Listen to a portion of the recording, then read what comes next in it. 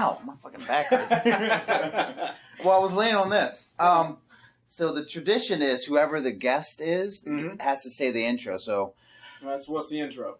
I mean, you listen to the podcast, right? No. What? Well, no, it's been a while. Oh, so y'all got like a script, or you just like freeball it? We raw dogged the shit out of it. So. Okay. Do you know what it's called? I know it's Couch on Fire podcast. There you go. Slide in. All right, there Put it in is. the title card. There you go. Okay. Now we're good. Well, hello everybody out there in the world. My name is Rob. You should know this by now. And I am Griffen, the better part of the two. Yes. Mm-hmm.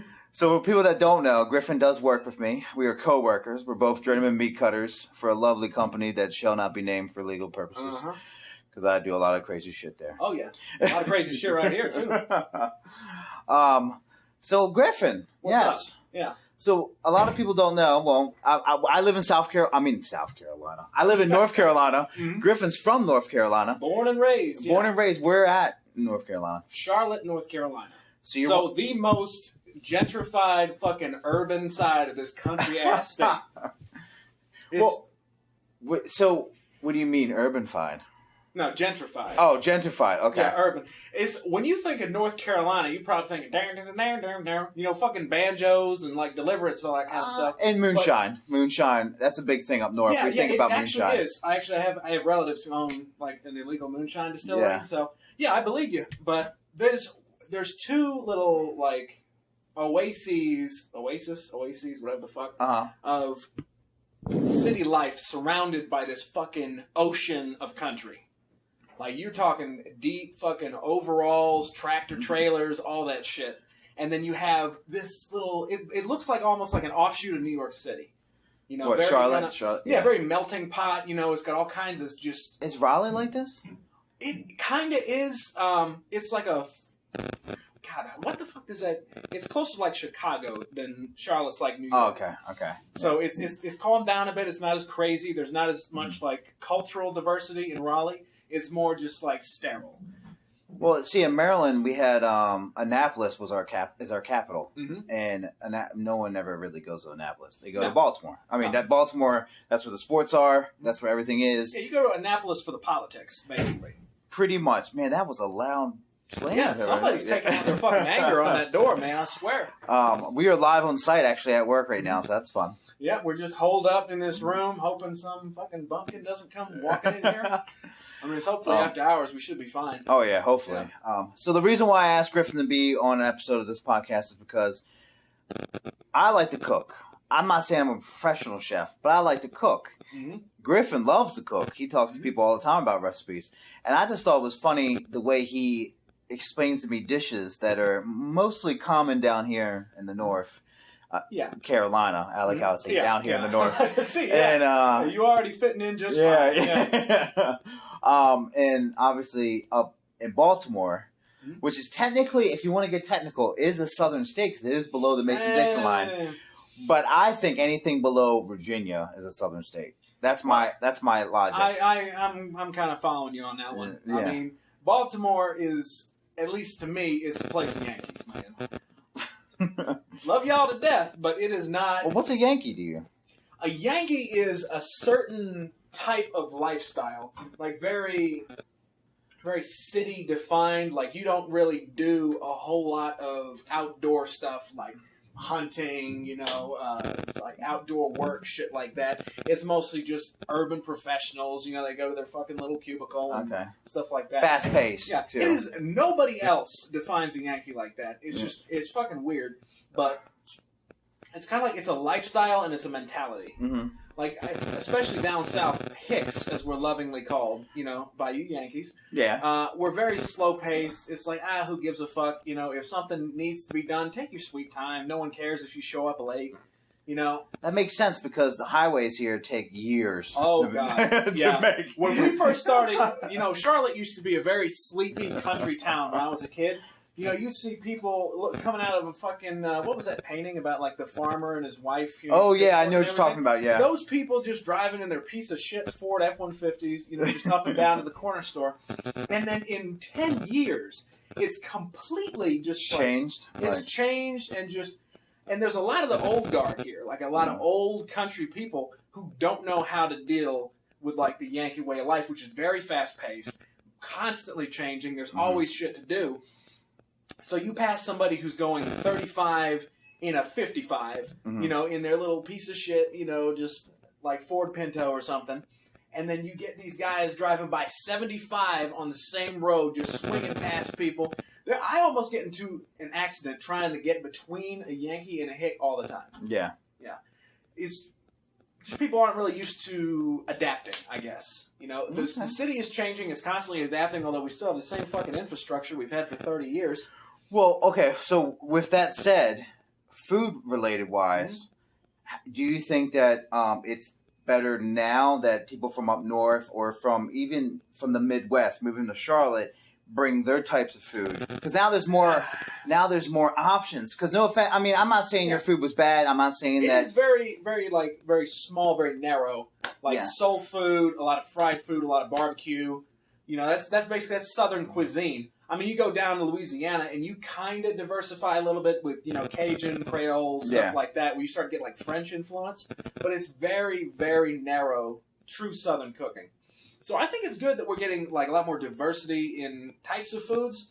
Like when you get on the kind of, you know, the rougher sides of Charlotte, you know, you get just all kinds of weird ass stuff like Ethiopian food and fucking Taiwanese. Then there's a Lebanese place right down the strerit.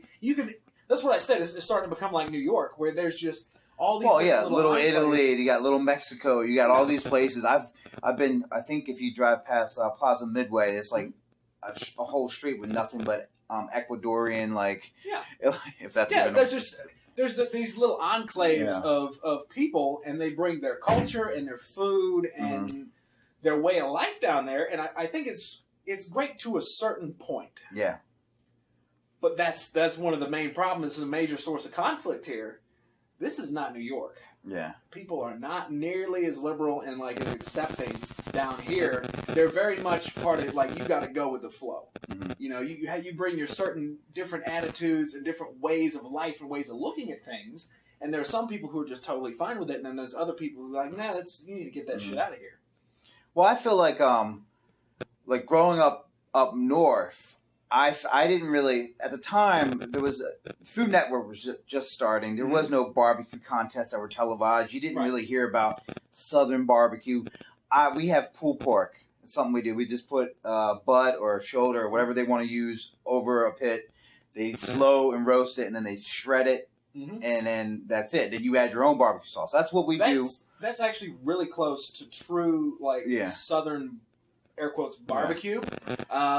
North Carolina in particular, before the whole vinegar craze started going on, was a big pulled pork place. No sauce. You just put a whole heaping shitload of dry rub on it. Yeah. Smoke it long and hard, get that good bark on there.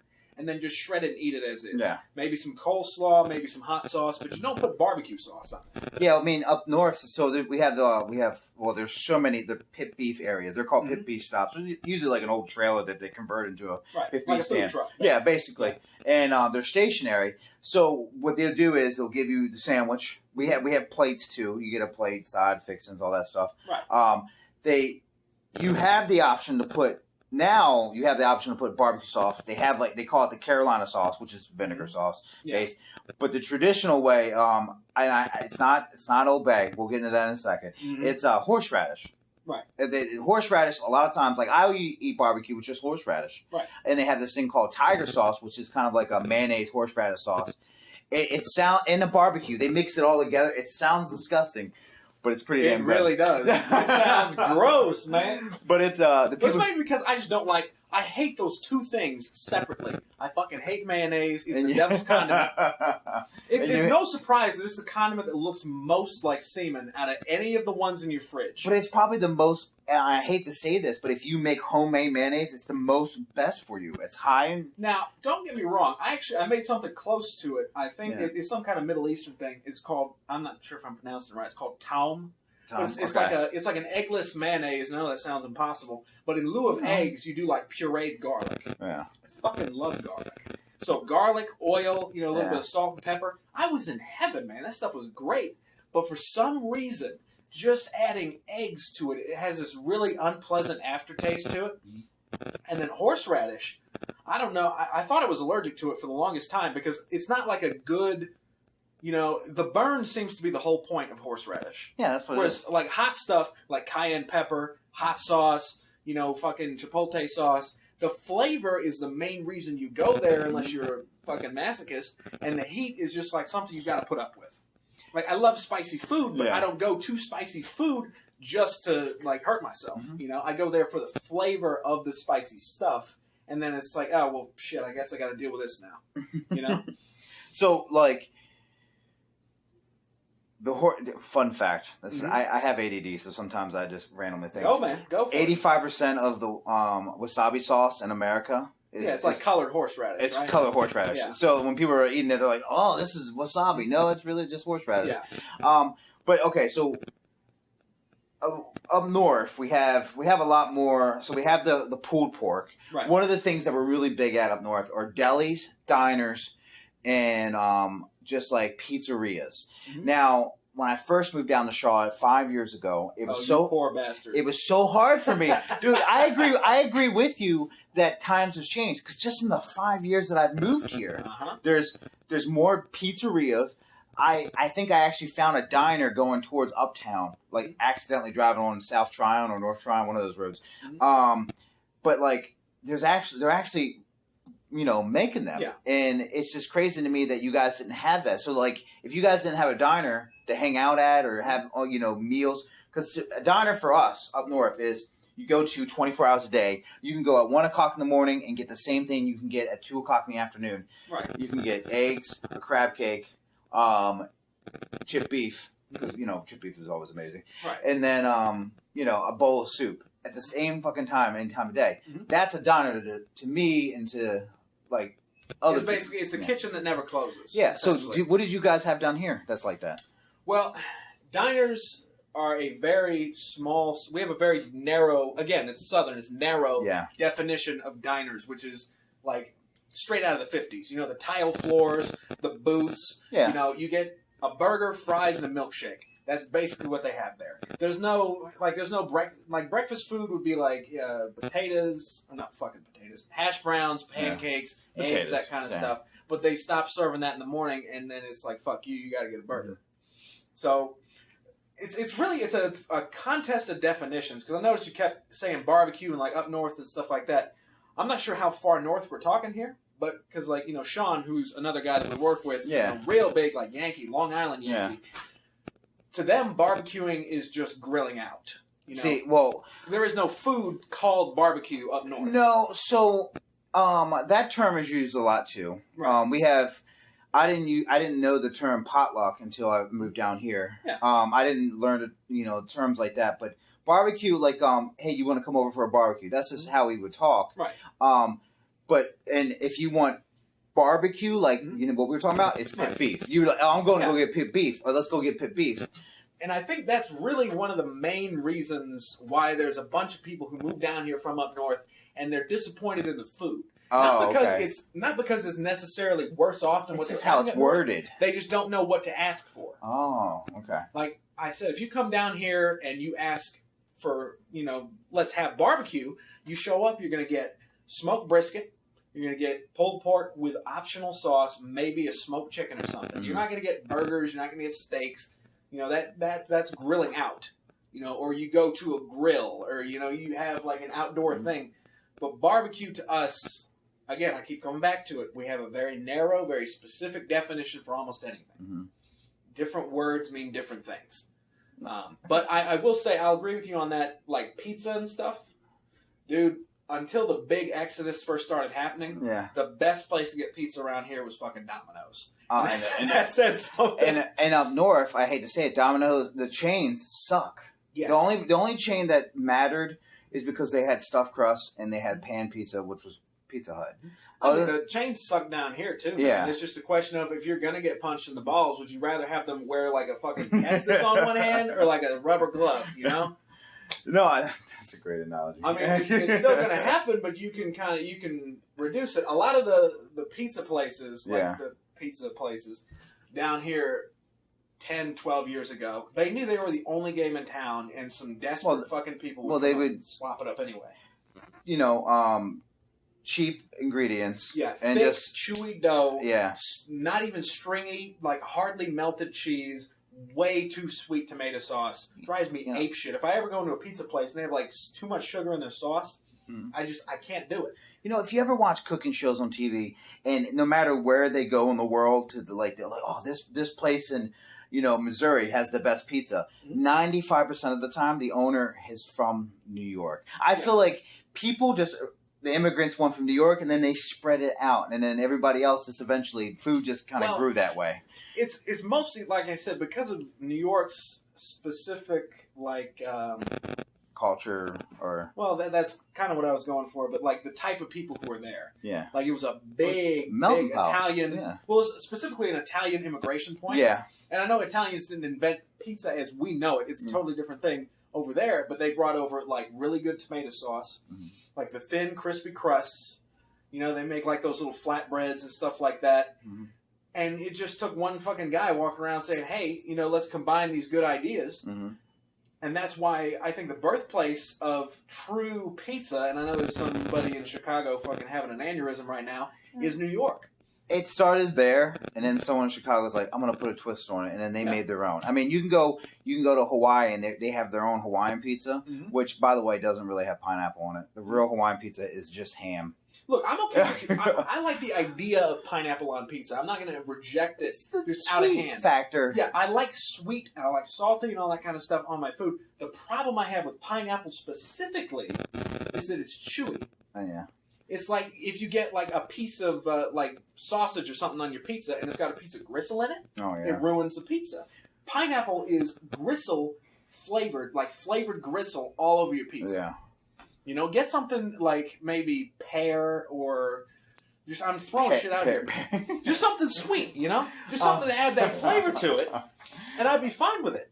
But when you throw chewy-ass pieces of ham, thick cut, chewy pieces of pineapple, I can't. Well, that's the wrong way to do it. I've had it where they cut it so thin, like a piece of meat, really thin cut, and then they grill it. So it kind of just caramelizes. Then they chop it up and put it on the pizza. Yeah, caramelize your pineapple. Yeah. Instead of ham, go with I think it's like prosciutto, something like that, or maybe it's Parma ham. But it's like one of those really thin smoked meats. Throw that on there. I like chicken on my pizza. I'm a little weird. I like chicken. Now, straight up chicken, barbecue chicken, or buffalo chicken? I like straight up chicken. I do like all the other two as well. But my classic pizza, if I had to go with it, I would put regular chicken on it. So. Like grilled, real nice?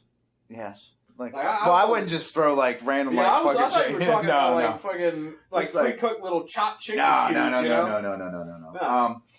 So I wanted to ask you, what is your favorite dish in the whole entire world? What is your favorite number one? Not your number one food, the number one dish that you can make for yourself? Baked rigatoni with homemade meatballs, homemade garlic bread. And you're from the South. That's crazy. Because to me, I mean, I'm not saying you guys didn't have pasta, but rigatoni, that is a northern, that's a New York thing. That's a Italian thing. It's because of my very specific, background. Okay. Growing up, my father was adopted. Yeah. We didn't really have much of a cultural identity because my father didn't know who his parents were, and my mother was an army brat. She was constantly moving around as a kid. So they didn't have any really entrenched kind of cultural wisdom to pass down. Then my father, he started trying to figure stuff out about his birth parents. Yeah. And, it was a long time ago. The records weren't ideal, but the most they could tell him was that his father was Italian and his mother was Irish. Okay. Which is also partly the reason why it's hard to find out, because that was real big taboo back then. Like, they kept to the sides of the street. You thought racism was bad, man. Yeah. Put the fucking mix and the Italians in a room is fucking crazy. Wops. Yeah. Well, I'm not sure how Italian I am, so I'm going to throw that shit around. No, I'll let you catch the heat for that one. But my grandfather's full-blooded Italian. I call him a wop or a dago all the time. So you got the privilege. Okay. But he started, really embracing Italian culture. Okay. And by Italian culture, I mean the stereotypical shit. Like The Godfather, Well, it's doing this shit when you talk. It's fun because Hollywood's made it so big. And that's what I think that's fun because, you kind of see gangster movies with with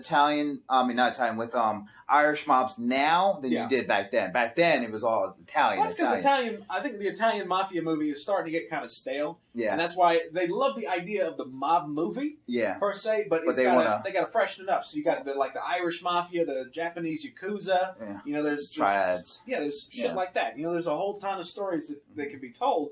But before we get on a movie discussion, which we're going to next time. That'll be another podcast. Get back to the food.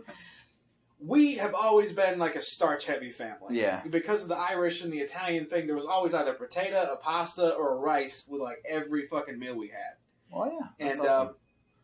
Growing up, both my parents worked. I didn't see them very much during the day, but every single day, it doesn't matter if they've been on their feet for 16 fucking hours, they would go into the kitchen and just cook a homemade meal right then and there. And that was oftentimes the only times we got to see our parents growing up, is we would sit on these stools around the kitchen table while they were doing their thing, and we just shoot the shit. Like, how was your day? You know, you been going good with school and everything like that. Yeah. And one of the big... Back in this, okay. Yes, go. Okay, so yeah. One of the big things my father and I really bonded over was Italian food. Mm-hmm. Like this whole kind of... Because it's fairly beginner-friendly. It's easy to get into. But there's so much complexity and so much depth that you can do. Like everything from making your own pasta to like going from pre-shredded to fresh mozzarella to working on your own like tomato sauce instead of just getting that shit out of the can or the jar. There's so much you can improve upon and so much of like a feeling of satisfaction from getting better at cooking Italian food. Irish food, I love my people. Irish people are great, you know, I love drinking, but they don't really have a whole lot of cuisine that jumps out to you right off the bat. Like when you think of Irish cuisine, what's the first thing you think of? Corned beef and cabbage. Yeah, I mean, and that's the thing, I can't stand cabbage, so, you know, most of my inherited cultural identity was Italian. And one of the things I would ask for, because it was always a thing they did, they would always cook food for us for our birthdays. Yeah. Every one of us. They'd ask us, what do you want for food? My father would handle the food, and my mother would handle, like, the cake. And I would always ask for baked rigatoni with meatballs. So it's not only like, I not only love the dish, and I love making it, but it's kind of like, it reminds me of my childhood. It brings back home. So two things with that. One, rigatoni is my favorite pasta, hands down. It's the best. It's great, man. And two, this is going to blow your mind, and this is going to go into the next part of this that I wanted to talk about. Bring it on. Crab meat in your tomato sauce. It is amazing. No. Just crab meat. If you ever put because you put people put ground beef, people put chorizo, people put sausage, everything in your pasta sauce. Try crab meat. They actually sell it here already in the sauce, but you need to actually buy the lump crab meat and put it in there. I'm not averse to it just as an idea. The problem was, and that's another thing, getting back to my childhood, growing up, I had no seafood growing up. Oh, okay. Because my mother was definitely allergic to seafood. Like, anything at all. Even, like, canned tuna. Just smelling it, she'd get nauseous. So we never had any seafood in my house growing up, and I've never really developed a taste for it. So when I first started, cooking on my own, I never really considered bringing seafood in. And now you work around seafood. Yeah, so that's the thing, man. When we, because there's a couple different stores in this unnamed company that have just a meat department, and I worked in just those meat departments. I never had to confront kind of my ignorance about seafood. Yeah. And then I came to this unnamed, unspecified store. Yeah. And it's like, what the fuck is all this? I got to teach people how to cook this shit. I don't know how to cook this shit. So, one thing I learned about cooking seafood is grill or pan fry. Or deep fried. That's the two biggest things. So yeah, I mean, dude, you can slap anything in fucking beaten egg, flour, or cornmeal if you're one of those fucking people, and then deep fry it, and you're good. It's not going to hurt it. It's actually going to taste pretty good. Now, one thing that makes seafood amazing, and you know it's coming. Oh, Jesus Christ. So, right. Get it out of your system. I'm from Baltimore, and the listeners that are from Maryland, which are pretty much probably all of them mostly, Old Bay is in our blood. Now let's go back. So people ask us why we put Old Bay. Why is Old Bay so worshipped the way it is, and in Maryland, because it's really just in Maryland. Old Bay's everywhere in the world. I got in Hawaii. I've been in Las Vegas. They have Old Bay. It's not that it's basically seasonal with one more ingredient. That's basically what it is. But Old Bay, because crabs are so big in our culture because we have the Chesapeake Bay and crabs are so big. So someone put a Cajun season on the crabs, which just happened to be Old Bay, and it worked out. So since we worship the crab so much, we worship Old Bay. Now, but then eventually it evolved and became like a pop culture thing early in the life, and then it is what we put on everything. I mean, crab dip pizza is a thing. It's really good, but it's a lot of Old Bay. Old Bay is amazing. I still remember the time you told me about putting Old Bay on pizza. I can't remember anything that I said. I can just remember that I was yelling it. Well, so French fries is a big thing. So we put vinegar on our French fries and Old Bay. Dude, that's perfectly fine. There's nothing wrong there because people put like Cajun shit on the fries. Yeah. They put cheese. They put vinegar on the fries. Fries are not a sacred territory. No one gives a shit what you do with your French fries. Pizza is something worth fighting over for most people. So to me, I've had Old Bay once or twice before. I wasn't terribly taken with it. It didn't offend me or anything like that, but it's just like, it seemed to me like it's like another seasoning salt. Yeah, I mean, they have Old Bay chips here. Why don't you just buy a bag of Old Bay chips and you'll be like, okay, I've had Old Bay chips and they're pretty good. They're like kind of like a split on barbecue chips. And they're spicier. Because Old Bay is a spicy spice. It can be for some people. But it's like if I wanted spicy, salty in my food, I'd get cayenne pepper and kosher salt. So, I mean, I understand, like, it's appeal for people because people put on their fucking crab legs all the time here. So, down here in the South, you guys have your vinegar barbecue sauce. Is that your what is the trademark sauce down here? You can't say South, people will kill you. Okay. Specifically, Northeast North Carolina is vinegar-based barbecue sauce. Southeast North Carolina and South Carolina is mustard-based. It's called Gaffney sauce. Oh, okay. That's where it originated, is Gaffney, South Carolina. It's a whole lot of mustard, a whole lot of ketchup, and a whole lot of brown sugar.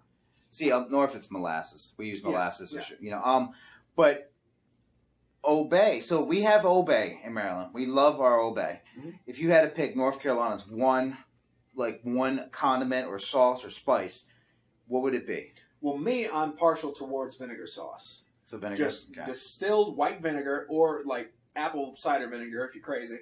Throw some red chili flakes in there, a little salt, pepper, a little bit of minced garlic, and you're good. It's a 5-ingredient sauce. It keeps forever, and it adds flavor to anything. It's spicy, but it's tempered by that vinegar. It's not just spice in the name of spice. I like mustard sauce, but it's a little bit too sweet. Sometimes they put way too much brown sugar in it, and barbecue should not be sweet. Because you're going to be pairing it with potato salad, which is another fucking can of worms down here in the South. How do you like your potato salad? You could be doing it with coleslaw. Coleslaw and potato salad are already kind of sweet. Well, you guys like chop up your coleslaw. I like I don't like the minced barbecue or the minced coleslaw. Yeah. I like the barbecue coleslaw. That's just fucking. No, that's. I don't know what the hell happened there. I don't know what the hell they were doing. We put Old Bay in our potato salad, dude. Everything you can think of, we put Old Bay on. You got a cut on your knee? Old Bay that shit. You're like, Old Bay. Yeah, I'm not averse to it. I don't hate it as a spice. I just don't see what the hype is. Well, one thing. So I understand that. I don't see I've had hush puppies. Mm-hmm. I think hush puppies are basically onion rings with no fucking onion. They taste like onion rings with no onion. I feel like someone just had the dough from the onion rings and was like, fuck it, I'm just going to fry bread. That's probably literally all it is. Because a lot of Southern food came about from people being either poor or lazy. Yeah. Like all the best stuff in the world, like fried chicken, oh shit. It's just somebody thought, oh man, I got this chicken that's probably, I probably should throw away by now. But if we throw in some pickle juice, hopefully that'll sterilize it, please God. And then we just dredge it and deep fry it, and that'll cover up the flavor. And it was like one of the best things mankind's ever created. The hush puppies is just something. Hush puppies, you have to get them done right. They have to be straight out of the fryer, and they have to be covered in salt and fresh cracked pepper. Well, I went to a place in Shelby, North Carolina. It was one of my old boss took me there, and he was he's from Shelby, so he's like, this is probably one of the best barbecue places you can get. I mean, everybody will always say in their town is the best barbecue place. Even up north, best pit beef place is, X this, X that. So he took me to a place called Bridges Barbecue. Now, it is well known. People have gone there. People have heard of it at least. I felt bad because I still ate the hush puppies. I just didn't like them. That was my first time really having hush puppies. And that was my first time in my life having real sweet tea, by the way. Which is like 90% sugar with a splash of fucking tea. Man, like, I was sitting there, I was like, no wonder people down here don't have a fucking all have diabetes. Because diabetes, no tea. That's that sweet tea. But yeah, I mean, that's just one of the, early, yeah, I mean, that's sweet tea. But the barbecue, I was upset because they asked me if you wanted chopped or minced. And I was like, neither. I wanted it fucking pulled. But I had to pick one, so I picked chopped. Oh, and, you son of a bitch. And I don't, mince, what is that? That's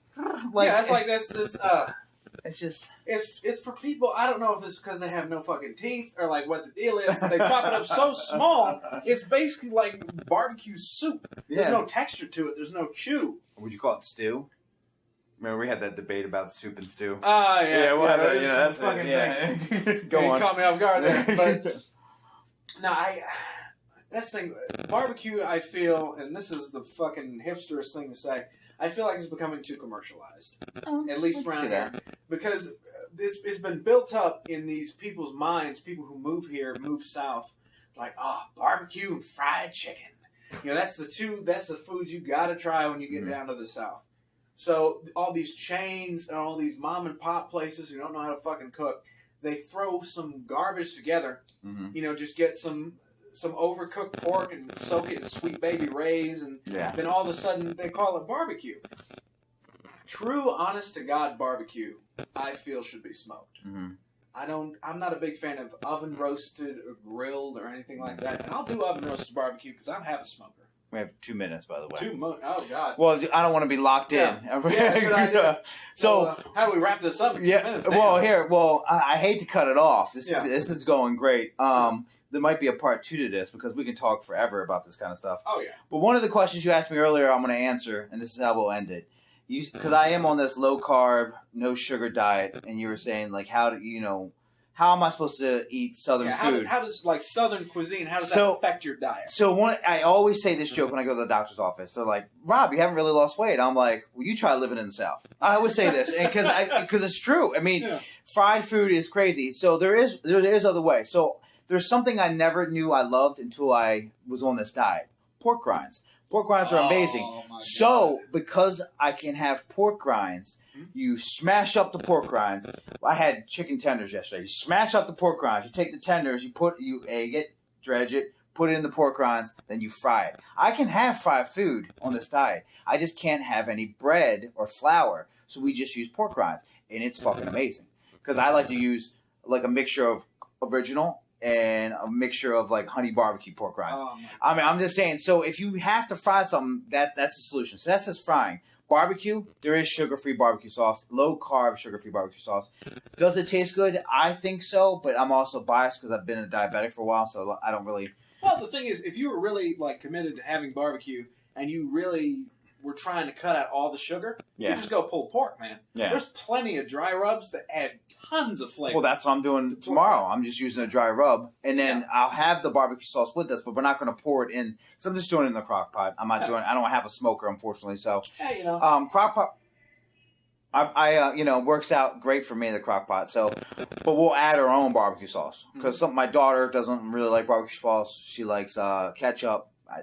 Eventually, she's young. She's 3 years old. Give her time. I'll give her a chance. But anyway, so that hopefully answers that question. I mean, there's other things that fried things is the base of Southern. Yes. So if I can just substitute that.